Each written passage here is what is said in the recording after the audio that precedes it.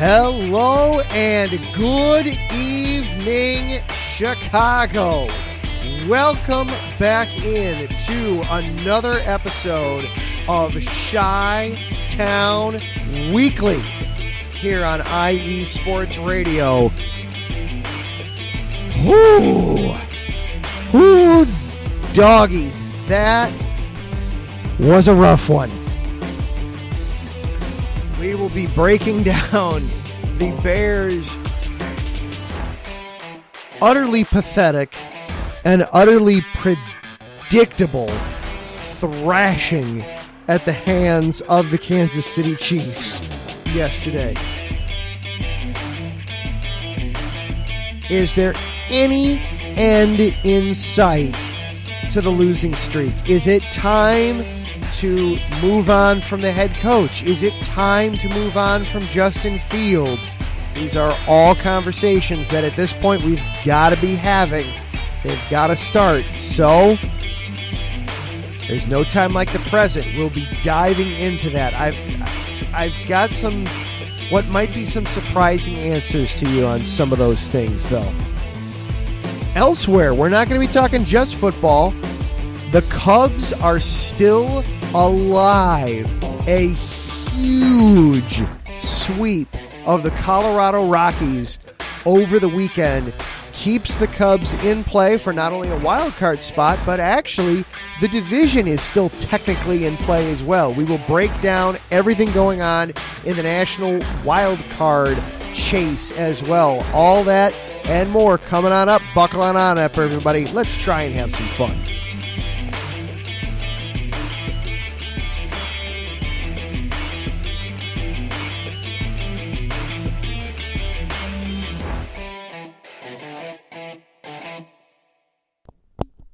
Hello and good evening, everyone. I am your host, Adam Karnick. Thank you for tuning on into another episode of Chi-Town Weekly here on IE Sports Radio, your direct feed for all that is sports. Lots that we're going to be getting to tonight. Of course, we're going to be breaking down that disaster of a game yesterday for the Bears against the Kansas City Chiefs and some of the ramifications there and what going forward, what options are left available for the team at this point.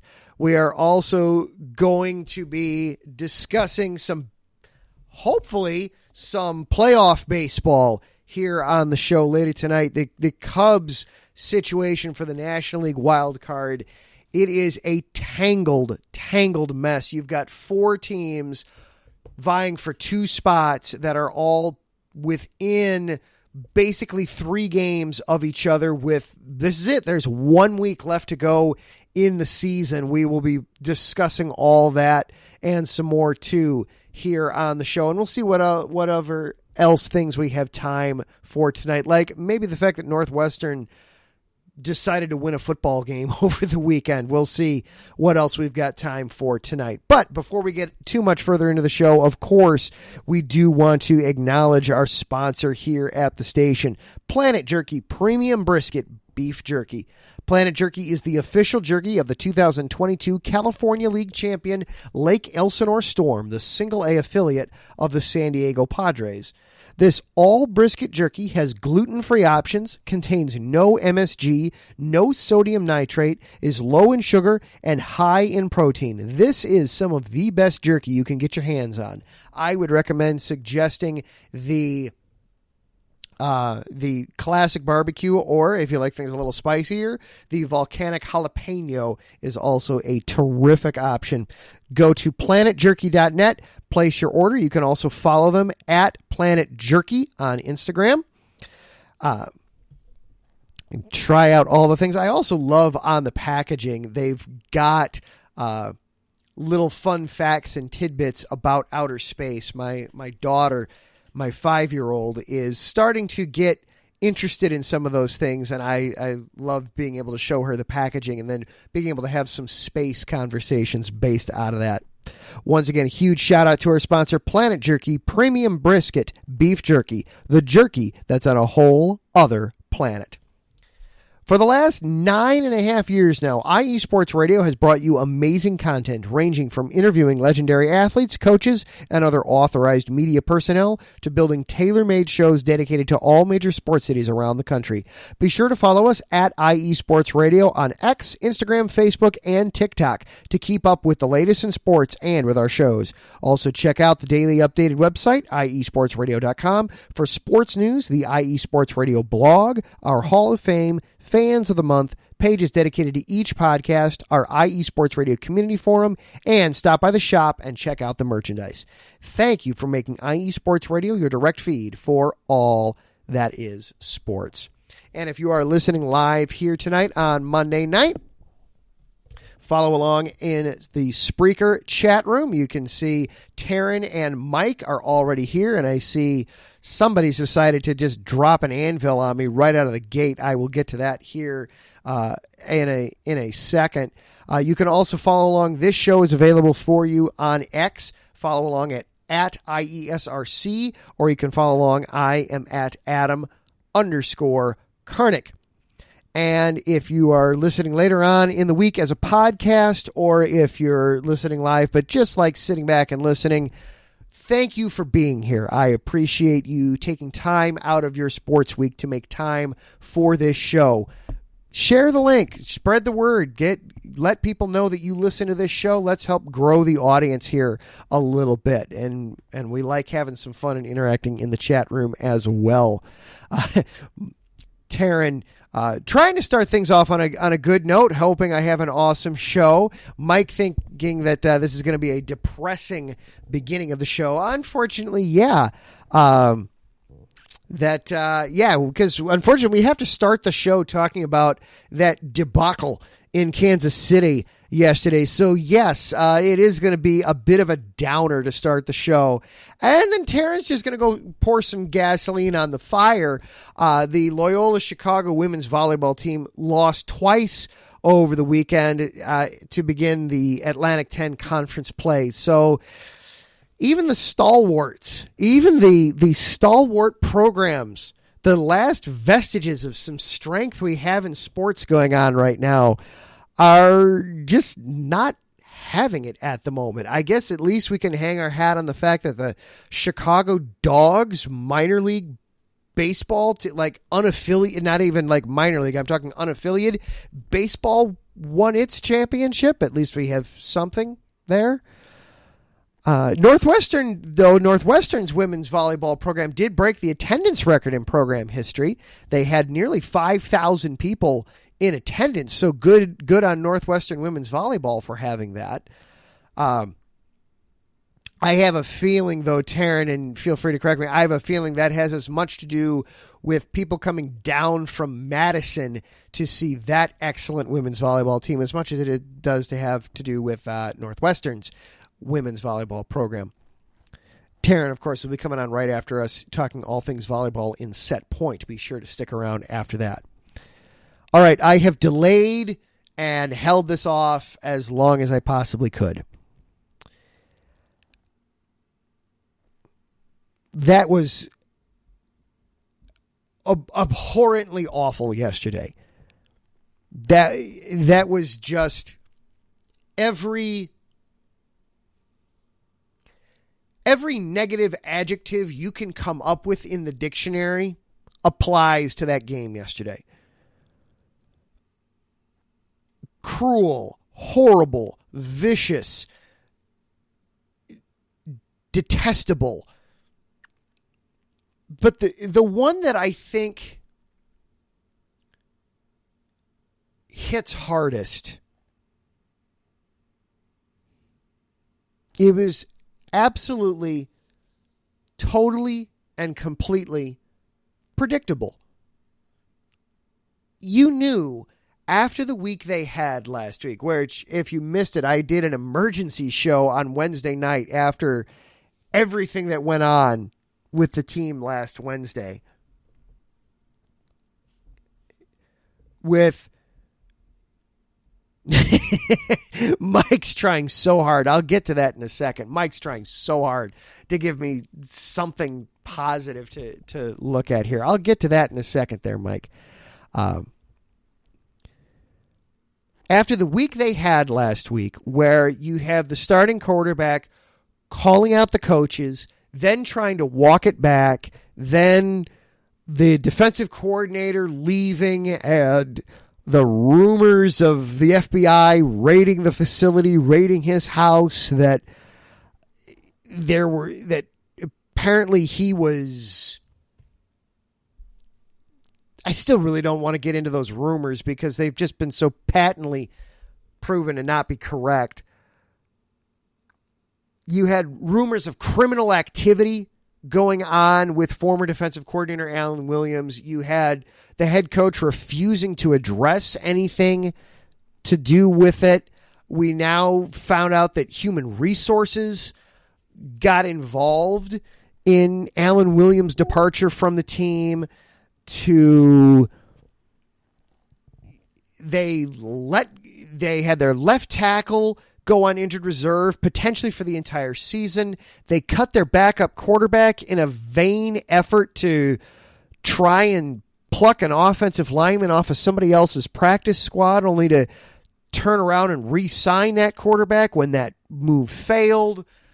And then kind of the pièce de résistance on the whole spectacularly sucky week, somebody broke into Soldier Field and stole a bunch of their gardening equipment. A bunch of lawnmowers got stolen. And then you've got ESPN making jokes about them because that's how bad of a week it was. You knew there was no way they were going to go into that game prepared.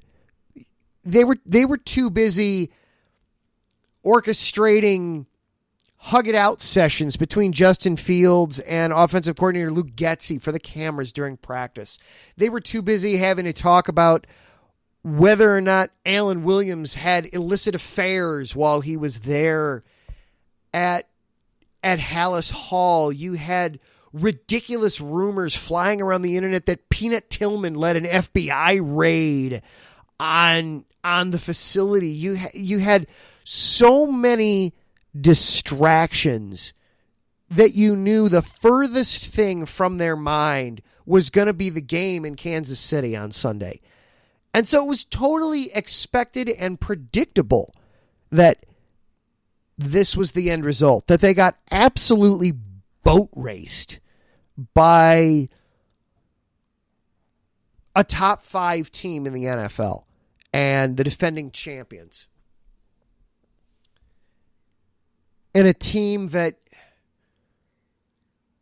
quite frankly, wasn't concerned at all that the Bears were even there.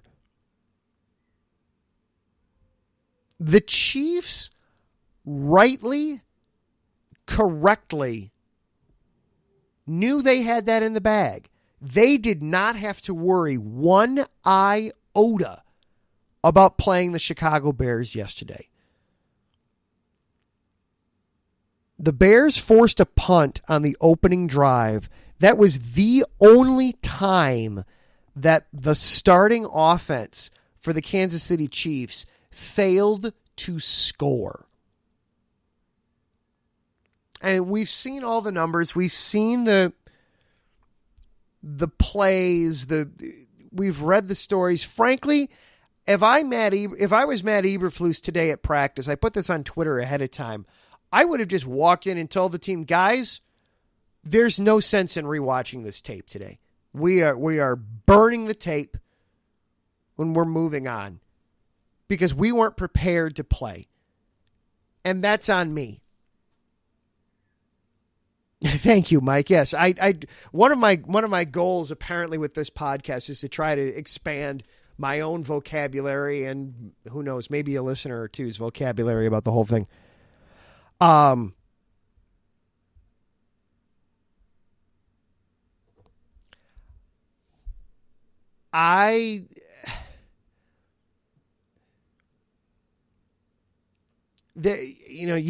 If you're the head coach, you just say, look, we weren't prepared to play yesterday, and that's on me.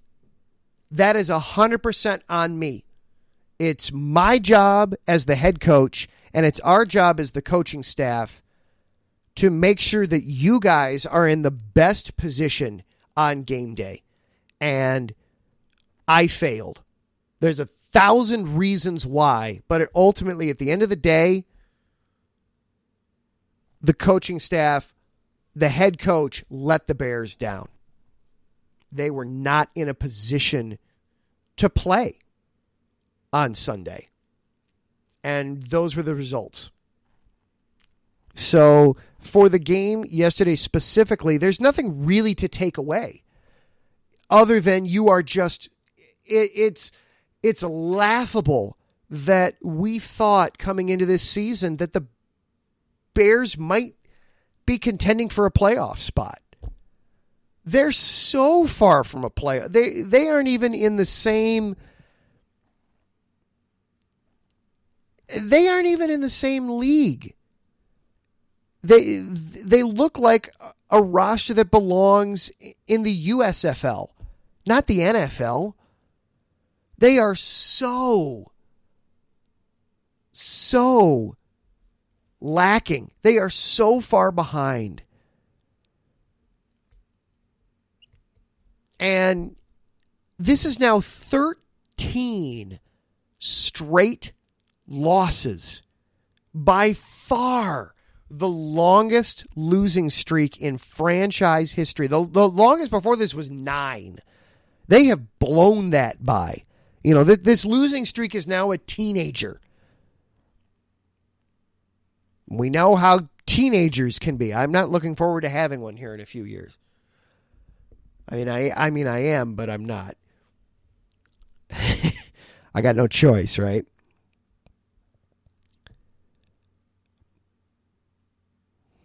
I meant to look it up before the show, and I apologize. I didn't have time beforehand. I'll see how easily I can look it up. But we've now had 20 games under head coach Matt Eberflus.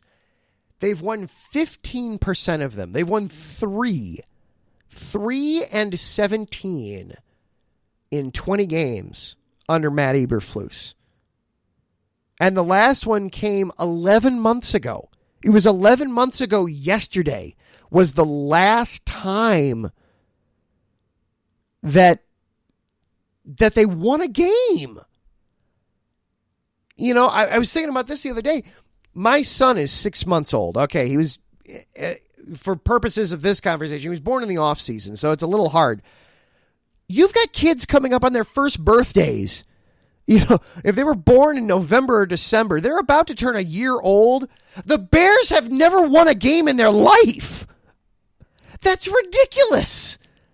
That's ridiculous how long they've gone in between wins.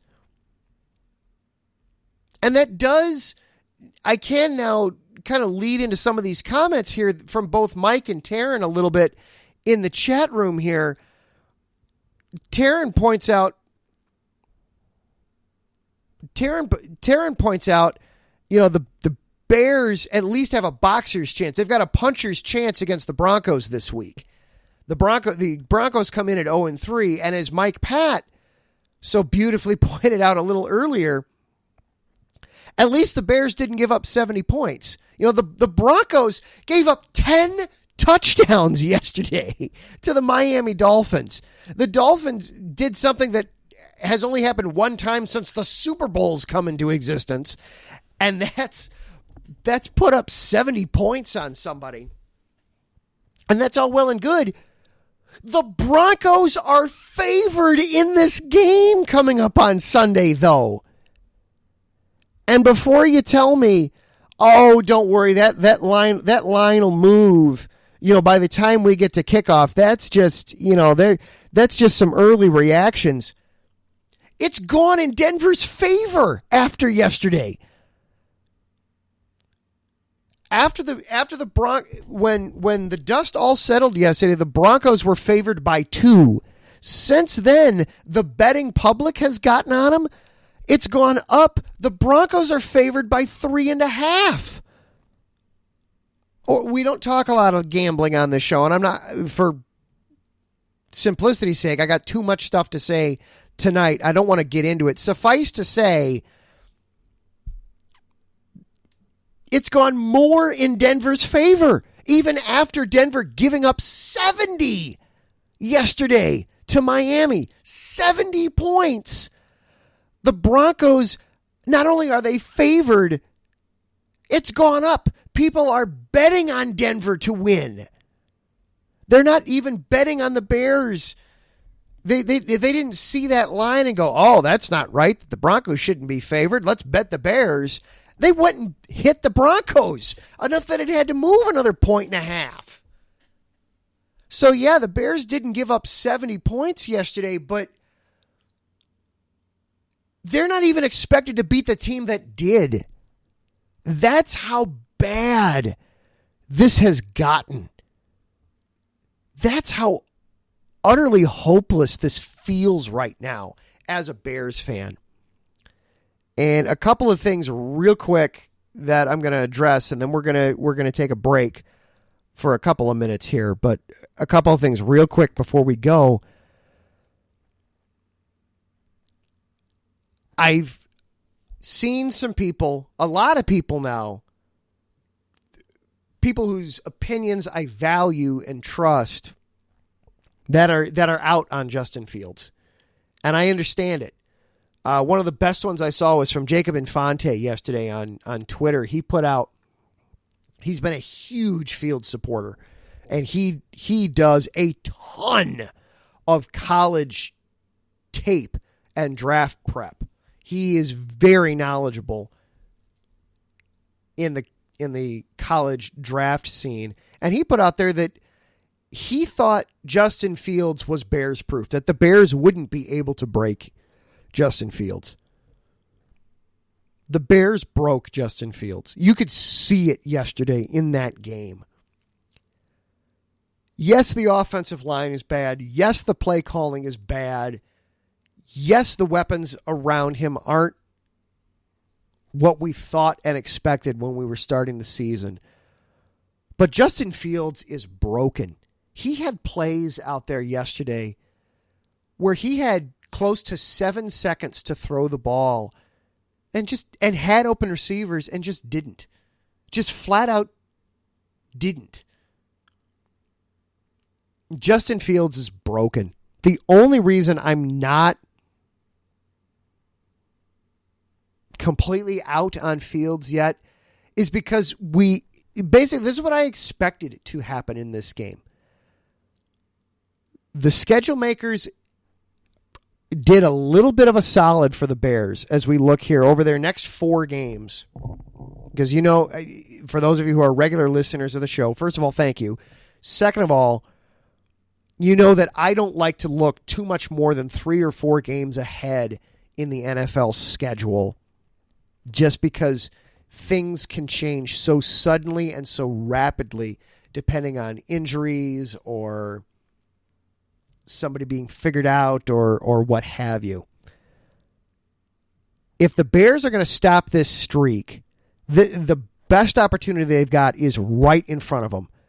They're hosting the 0-3 Broncos on Sunday, and then they turn around and on a very short week play next Thursday night against Mike Pat's Washington Commanders. And yes, the Commanders are 2-1, and Mike, I mean no disrespect on this, that 2-1, I think we can say is a little bit of a misnomer right now. It's a little bit of a mirage.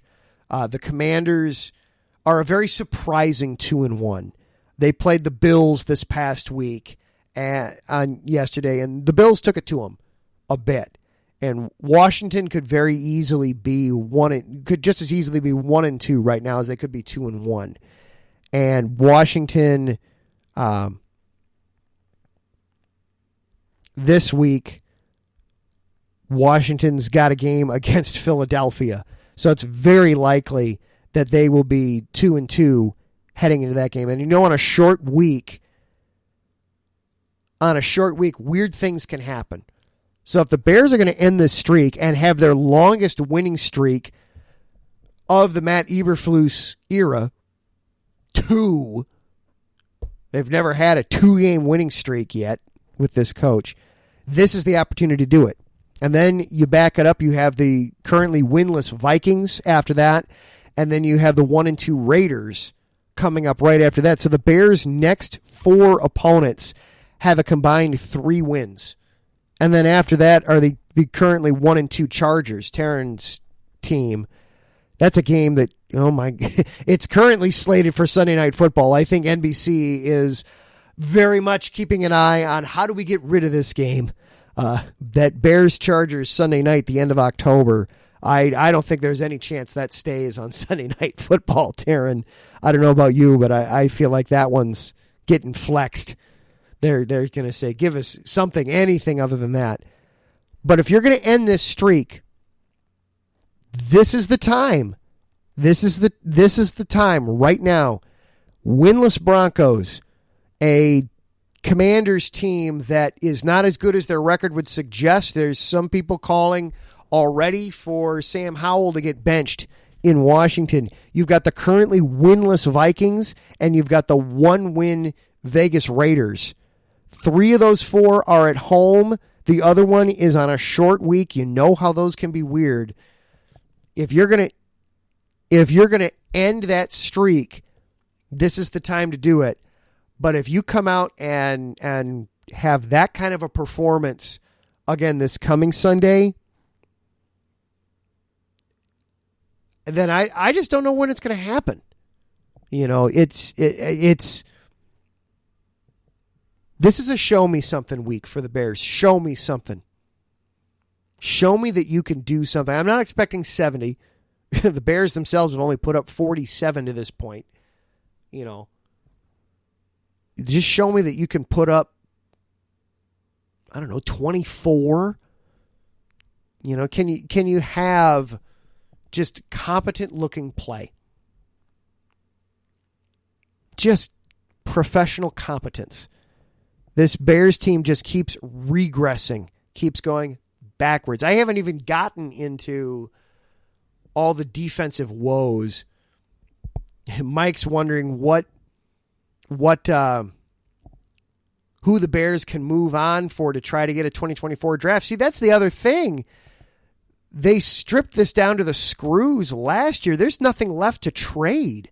You bring up Darnell Mooney, Jalen Johnson, Eddie Jackson. All 3 of those guys have gotten hurt within the last couple weeks. Now, Mooney played yesterday.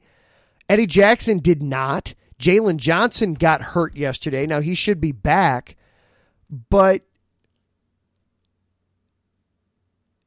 who's going to trade for broken goods at this point? And Justin Fields, I don't even know what you could get for him if you were to put yourself to that point. So I think I want to table a lot of that conversation. Mike, you ask a great question, and I want to have it. I don't want to have it tonight, believe me, though I unfortunately, I fear that conversation is coming. I'm not quite there yet. I am right on the edge of that conversation, though. We'll table that conversation, though, for next week. You ask a great question there, Mike, about what can they do to try and improve their prospects to this point. But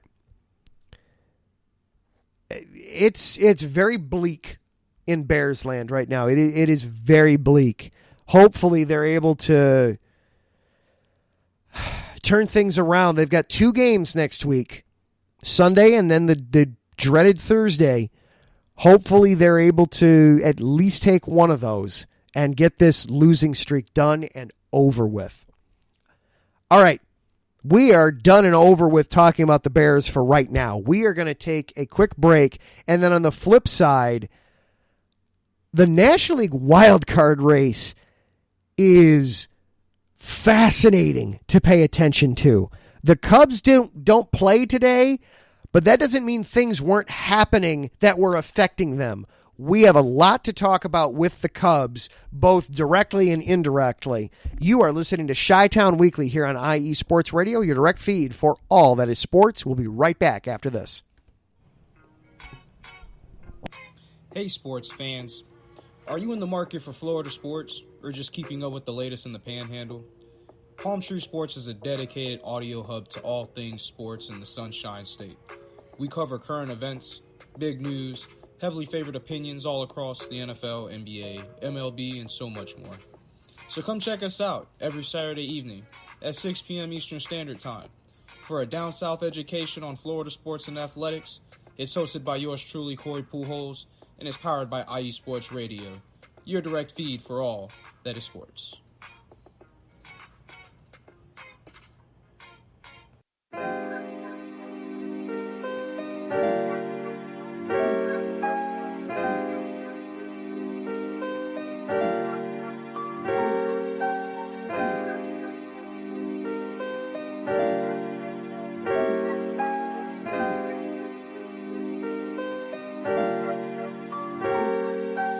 Hello, ladies and gentlemen. My name is Davidson. It's your boy, Dentarius Lava. And we are the hosts of Fast Break here on IE Sports Radio, where we discuss everything in the world of basketball from prep to the pros. You guys should definitely check us out, man. Sunday, 8 p.m. Eastern, 5 p.m. Pacific. We got all the basketball information you guys need, so we look forward to you guys listening in. And please do, because we are the best basketball show on this side of the Mississippi. And please do check us out on Twitter at FastBreakISR. D-Lock, where's our time again? 8 p.m. Eastern, 5 p.m. Pacific. That give you guys plenty of time on a Sunday. Tune in.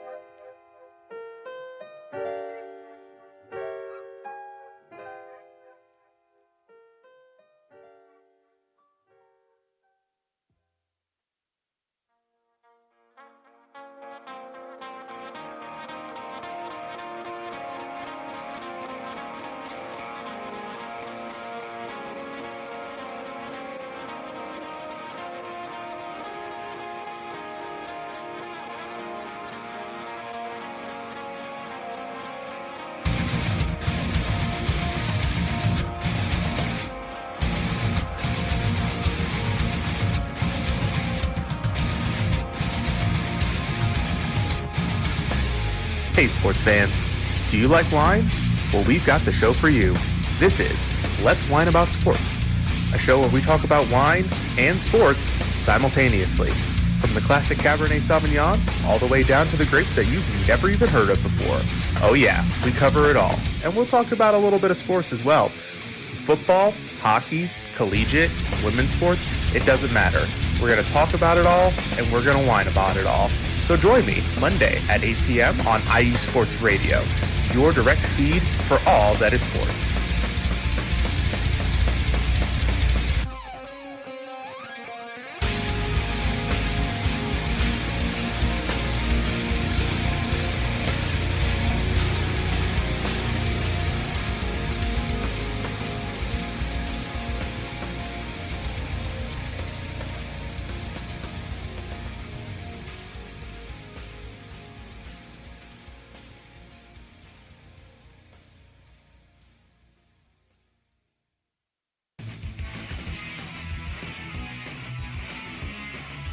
Hello, everyone. My name is Daryl Kinsey Jr., and I'm welcoming you to take another lap with the fastest show on IE Sports Radio. Yes, this is the Extra Mile with me and my co-hosts Christopher Lehman and Michael Ward. We talk everything racing from NASCAR to IndyCar to Formula One to limited hydroplanes, endurance racing, the NHRA, and more. So come join us for an hour of great racing talk and a lot of fun as well on the Extra Mile, Thursdays at 8 p.m. only on IE Sports Radio, your direct feed for all that is sports.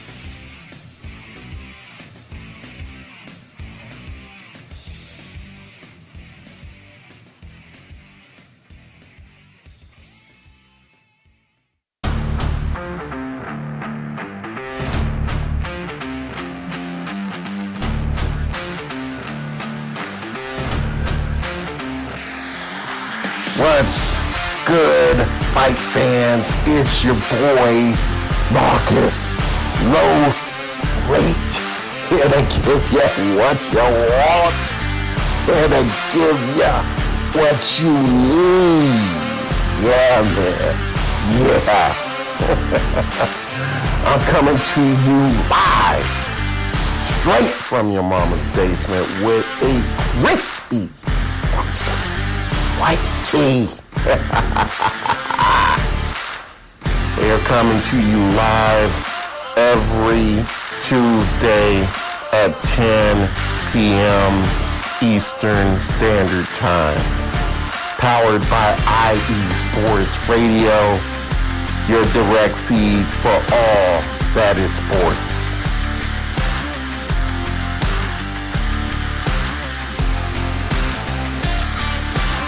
And welcome back into Chi-Town Weekly here on IE Sports Radio, presented by Planet Jerky Premium Brisket Beef Jerky. Be sure to check them out, planetjerky.net.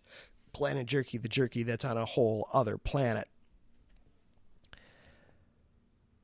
So the Cubs this weekend, my goodness, did they need that. They finished off, they are done playing at Wrigley Field for the regular season, at least.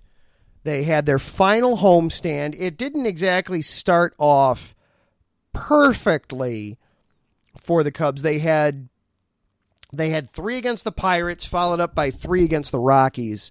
They took the first one against the Pirates in huge fashion, 14-1, before dropping the next 2 against the Pirates for their 4th straight series loss. And you're just thinking, this team's just run out of gas. What can they possibly do? They were comfortably in front for the number 2 wildcard team. There was talk even of winning the division, and it's all seemingly gone down the drain.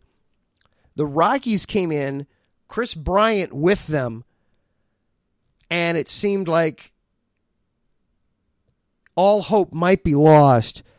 The Cubs got a huge sweep of the Rockies, 6-0 on Friday, a big come-from-behind 6-3 win on Saturday, where they were down 3-1 going into the 5th and 3-2 going into the 6th inning before they strung together some runs, got the final 5 runs of the game to win 6-3. Marcus Stroman made his return Saturday afternoon, started that game, only went 3 innings. Some of that was because he gave up 3 runs in the 3rd inning and had just the darndest time even recording an out. I think he had to throw 30 pitches at one point in the 3rd inning before he recorded an out. Javier Assad then came in relief for 4 innings. He ultimately got the win. I was just encouraged to see Stroman out there to start. It was the first time he'd started since July 31st. So great to see him stretched out enough that he could feel comfortable going into the rotation. And then yesterday, holding on, they were down 3-1 again yesterday, and in the bottom of the 6th inning, putting 3 runs up on the board. Yan Gomes, a sac fly, and then Patrick Wisdom, the big go-ahead 2-run homer in the 6th inning, gave the Cubs the 4-3 lead. Merriweather comes on, didn't exactly lock it down, issued a couple of walks in the 9th inning, but got the save. Cubs with a huge sweep over Colorado, staying just ever so slightly in front of the Miami Marlins. The Marlins, who also just kept winning game after game over the weekend against the Brewers of all teams. So the Cubs, their magic number is 6 with 6 games left to go. So they control their own destiny. If they win out, they're still in the playoffs. They would be no worse than the last team in if they win out. So they don't need any help, but boy, some help would be appreciated as we get ready for what is going to be a crazy final 6 days of the regular season here in Major League Baseball, and almost everybody was off today. There were I think a grand total of 4 games on the docket today. One, though, did involve the Cubs indirectly. The Arizona Diamondbacks were still in New York. They played the Yankees. The Diamondbacks were supposed to be in town tonight playing the White Sox right now. That game had to get pushed back to Thursday because the Diamondbacks were in New York over the weekend and they had a game on Saturday get rained out. So what Major League Baseball did was they had the Diamondbacks stay in New York to play today, and they pushed the White Sox, the opening of the White Sox Diamondbacks series to tomorrow. And they were both going to be off on Thursday. They just said, no, you'll finish that series on Thursday. So Diamondbacks, White Sox won't start till tomorrow now. So the Diamondbacks played the Yankees. They were open the day right in front of the Cubs. The Diamondbacks lost. So here, we'll set the stage for you a little bit. With 6 games left to play, the Diamondbacks and the Cubs are both tied.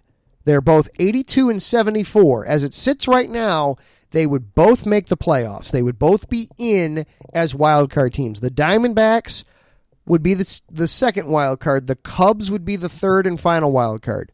1 game behind them at 81 and 75 is the Miami Marlins. And then at 80 and 77, so officially 2.5 games back of the Cubs and the Diamondbacks, but 3 games back on the loss column, are the Cincinnati Reds. So you have 4 teams, and then technically the Padres and the Giants are both technically still alive at 77 and 79, though they're 5 games out. They play each other tonight. I would imagine whichever team loses that will probably officially get eliminated. I would think. So as we're sitting here tonight, the Diamondbacks, the Cubs, the Marlins, and the Reds are all effectively within 3 games of each other for 2 spots. Yes, the Cubs are in control of their own destiny. They don't need any of those other teams to lose, provided that the Cubs just win out. But if the Cubs drop off the pace even just 1 game, they're out. This year, because, and I know we've talked about this a little bit, and you've probably heard this from other places, but I want to reiterate, now that there's 3 wildcard teams, MLB has done away with the concept of game 163. In years past, if you had 2 teams finish with the same record, you wouldn't look at, and they didn't have any kind of tiebreaker formula. It was simply, oh, this is relevant. We need to break this tie in order to figure out the playoffs. Okay, you 2 just play each other. You'll play 1 extra game, winner takes all. Remember that happened to the Cubs a few years ago to determine the National League Central. I think that was 2018, that the Brewers came to Chicago to play a game 163 to determine who won the National League Central. The Cubs ultimately lost that game. They fell into the wild card round, and they lost in the wild card round from there. They lost a wild card game from there, and that was kind of it for that Cubs run, for those Cubs teams. There is no game 163 this year. Major League Baseball has implemented tiebreakers, and it's very simple. You just look at, okay, you played all these teams. How did you do? Who did better? In the case of the Cubs, they have done themselves no favors. The Diamondbacks, the Marlins, the Reds, the 3 teams that they're competing with for these final 2 spots, the Cubs would lose the tiebreaker with any of those 3 teams. They've got to finish ahead of any of them in order to maintain their playoff spot. So yes, the Cubs are in control, but it's razor thin. Crazy razor thin. The Cubs are down in Atlanta right now, getting ready to start a series with the Braves tomorrow. You have to hope, if you're the Cubs, that the Braves are feeling comfortable with their lead. The Braves, fortunately, they've already clinched the National League East. They don't have a division to fight for. They know they're going to be out of the wild card round. They're going to have a bye in the wild card round. They'll get to skip straight to the divisional round. There's no way the Brewers could catch them. But they've only got a 3.5 game lead on the Dodgers for best record in the National League. If that's important to them, they could decide to try to go out and win this series. That could be a problem for the Cubs. And then they turn around and they've got the Brewers to finish out the regular season. Now, the Brewers have already clinched a playoff spot. And they haven't technically clinched the division yet, but they just need to win a game or have the Cubs lose a game, and the Brewers clinch the National League Central. So the Brewers themselves might not have anything to play for come this weekend, but you better believe that the Brewers would be playing to eliminate the Cubs, to keep the Cubs out of the playoffs. So you do not want to get into that series where you're needing to not only beat the Brewers but get help. You know, you need to take care of business this week. It's right there in front of them, but they let a great opportunity slip through their fingers this month. The Cubs had a really easy schedule this month, losing 2 out of 3 in Colorado, losing 2 out of 3 to Pittsburgh, dropping 5 out of 6 to the Diamondbacks. Really hurt their chances. Really, really, really hurt them this month. Looking at the Braves series, they've got Steele going tomorrow. Jameson Taillon is scheduled to go Wednesday. And then Stroman right now is the announced pitcher for the game on Thursday. So you've got Steele, Taillon, and Stroman, which then for the Brewers then right now it's looking like it would be Hendricks, Jordan Wicks on Saturday, and then it would be Steele again on Sunday to finish out the season. Now, I wouldn't be surprised if that changes, because then that would mean if you make the playoffs, Justin Steele is probably then not available to you in the wild card round. So I wouldn't be surprised if that changes between now and then a little bit, if they do something to maybe they throw Javier Assad in there in somewhere so that Justin Steele doesn't pitch on Sunday, because if Steele pitches on Sunday, you don't have him for the wild card round if you make it. And Justin Steele is somebody you've got to have out there, you would think, if you're the Cubs. But this is a daunting week in front of the Cubs. It's all right. Again, they don't need any help, but they'd like it. They'd appreciate it. So who are you rooting for help for the Cubs? Well, ironically enough, the White Sox are a team you're looking for with some help. As I mentioned, they take on the Diamondbacks starting tomorrow for 3 games. You'd love if the White Sox could take 2 out of 3 there. Take even just 1 would be great, but you'd love to if the White Sox could play some spoiler, take 2 out of 3 from the Diamondbacks. The Diamondbacks then this weekend, they've got the Astros to finish out the regular season. Boy, so the Diamondbacks are all done with the National League here in the final week.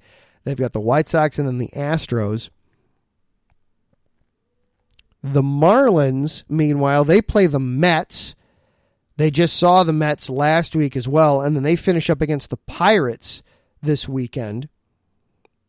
So you're wanting the Mets and the Pirates to do well. The Reds have the Guardians and then the Cardinals. So you're wanting some teams that you ordinarily wouldn't necessarily be rooting for. You're hoping have some good outings for you for the Cubs. And, of course, Cubs have got to take care of business. They've just absolutely have to take care of their own business this week. It's going to be a wild and crazy ride to the end of the regular season. Looking forward to breaking it all down on Monday next week as we see just where exactly the Cubs wound up. All right, we're going to take one more really quick break. And then when we come back, we'll talk a little bit of college football, and then we'll put a bow on this thing. You are listening to Chi-Town Weekly here on IE Sports Radio, your direct feed for all that is sports. Hey, yo, what's up? It's your man Bishop, the voice of This Is KC Sports, the show where we go over the Chiefs, the Royals, KC Current, Sporting KC, MU, and oh yeah, if we got time, we'll even throw in some of that KU stuff from my people on the 913 side. Come and hang out with us every Sunday, 2 p.m. Central Standard Time on IE Sports Radio, your direct feed for all that is sports.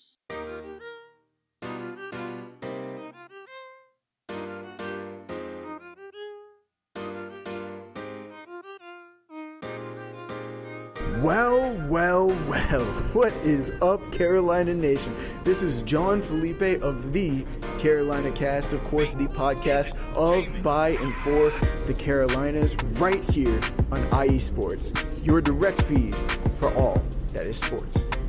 And I'm reminding you to tune in Fridays at 7 p.m. Eastern for the latest in Carolina sports, whether it's the Panthers that keep on pounding, the fly natures of the Hornets, the storming Hurricanes, the battle of the Blues with Duke and UNC, the fight of the Clemson Tigers, or the amazing atmosphere of any Carolina college. I'm talking App State, I'm talking ECU. I've got you covered. Once again, tune in for the Carolina Cast with me, John Felipe, Fridays at 7 p.m. Eastern Standard Time, right here on IE Sports Radio, your direct feed for all that is sports.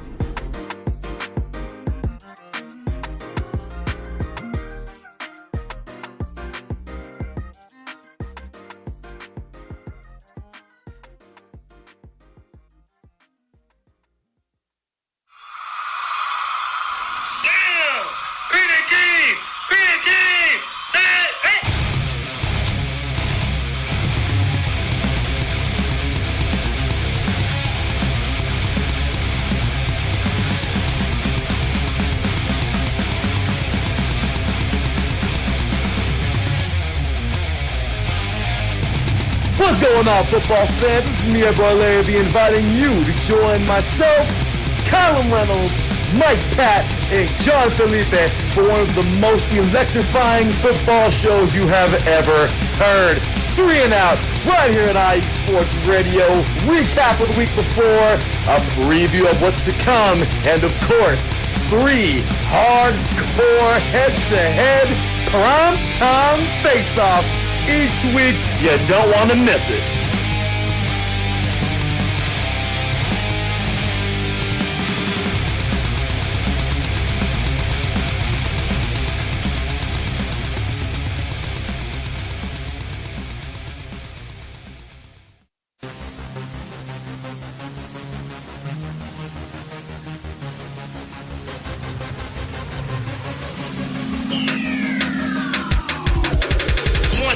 Everybody, this is Taryn Rodriguez. Are you a fan of volleyball? Are you a fan of Thunderous Spikes? Then I have the show for you, Set Point, where I cover NCAA men's and women's volleyball, high school boys and girls volleyball, beach volleyball, and even professional volleyball. Catch the action every week here on IE Sports Radio, your direct feed for all that is sports.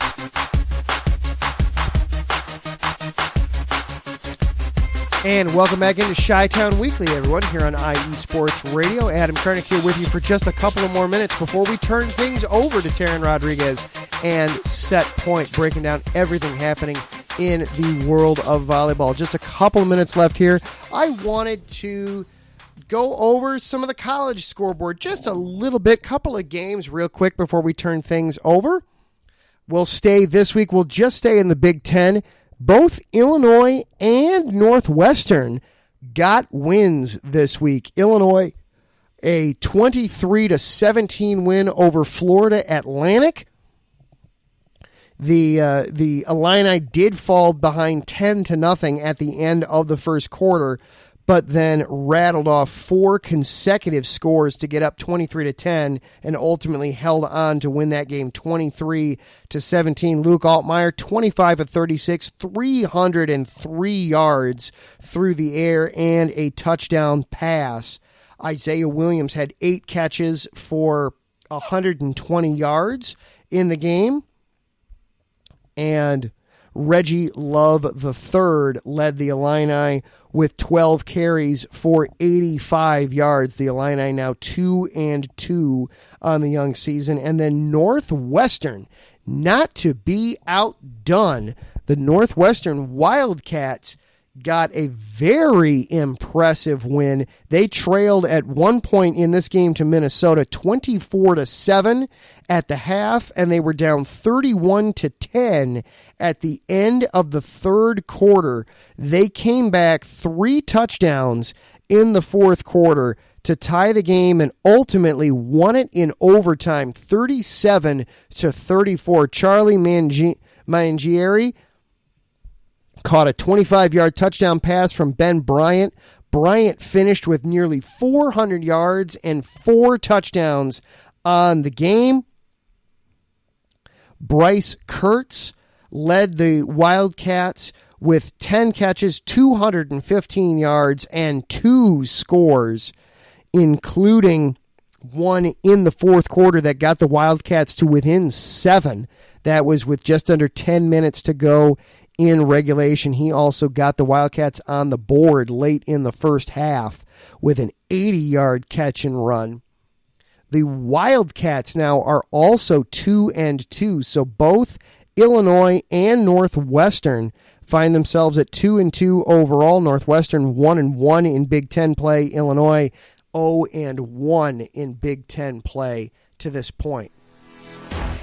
That is going to do it for our show here tonight. Lots of thank yous as always. Thank you to our sponsor, Planet Jerky Premium Brisket Beef Jerky, the jerky that's on a whole other planet. Go to planetjerky.net, check them out. I would recommend the volcanic jalapeno. My wife would tell you that the classic barbecue is the way to go there. Thank you to Larry B. for all the hard work you do behind the scenes of the station, sir. Getting all the posts out, getting all the hosts lined up. The IESR fandom, you may have seen those tweets over the weekend. Fans putting up analysis and their hopes and plans for their NFL teams using the hashtag IESR fandom. Get in on that if you want to on Twitter. Post how you think the Bears are going to do this coming week. Thank you to Larry was in the chat. Mike Pat was in the chat room tonight. Thank you also to Taryn Rodriguez for hanging out with me in the chat room tonight. Really appreciate it. Taryn, of course, is going to be up right after us, breaking down everything happening in the volleyball world. Lots going on there, so thank you guys for hanging out in the chat room with me. Finally, thank you for coming and listening, whether it was live here tonight on Spreaker or whether you're catching this on iHeartRadio, Spotify, YouTube, Amazon, wherever it is that you're listening to this show. Thank you. I really appreciate you being here and making this part of your sports week. It's been a long Bears season already. We're only a month in, and I fear it's only going to get longer, but we're going to get through this together. Until next time, I am Adam Karnick. This is Chi-Town Weekly for IE Sports Radio. Everybody have a fantastic week. We will see you next time. And until then, bear down.